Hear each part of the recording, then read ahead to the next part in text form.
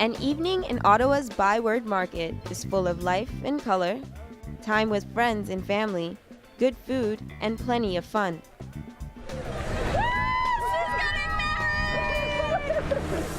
Just a couple of blocks away, it's a different story.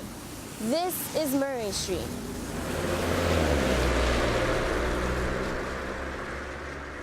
This block of Murray Street right here draws a lot of addicts.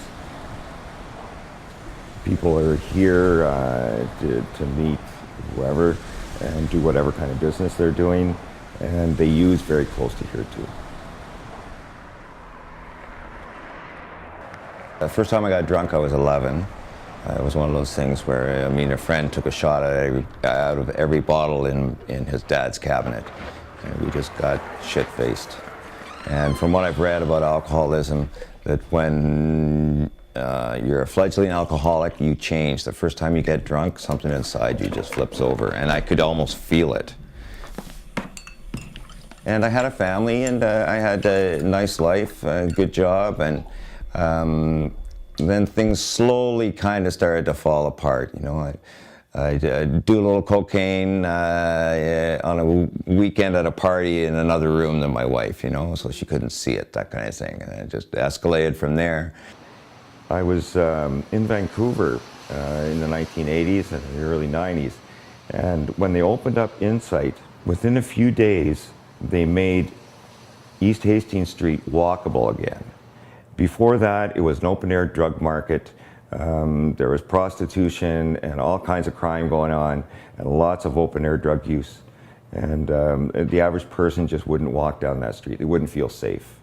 And within a few days, it was normal again. The same thing might happen here. And when that kind of thing happens, the community jumps on board. Businesses located in Ottawa's downtown core aren't sold on the social benefits of opening a supervised injection clinic in the area. I spoke to Asif Zafar, the owner of the Pizza behind me, which is also located across the street from a needle exchange program. Now, he didn't feel comfortable speaking on camera, but he did say, wherever there's drug use, supervised or not, there's bound to be trouble. I had occasions that they pass out and blood all over, needles are all over. It's very bad. Ottawa Mayor Jim Watson offered us this statement on his position. I do not support locating a safe injection site in Ottawa.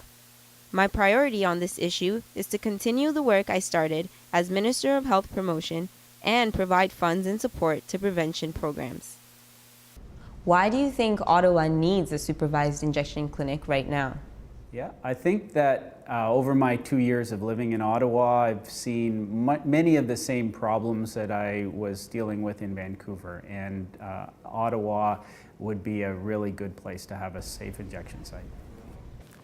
Now, one of the biggest challenges we have is trying to explain to people what a supervised injection site looks like. And so to try to demystify it for people, we've actually set up a mock supervised injection site right in this room. It's just really a room like this and a table, and we supply people with a little kit that they bring in their own drugs, and they prepare their drugs and they inject. Usually the whole process takes 5 or 10 minutes. People who are rushed and in difficult places injecting will flush their needles or throw them in parks, or so we push people to the point where it's dangerous for them to be found with needles. So obviously they're going to try and dispose of them as quickly and anywhere as they can, which causes a lot of concerns for the community that nobody wants to step on used needles. So the concerns that people have with a supervised site, it doesn't make any sense, because it will obviously not lead to more discarded needles, but it will lead to less discarded needles. It won't lead to more drug use, it will lead to safer drug use.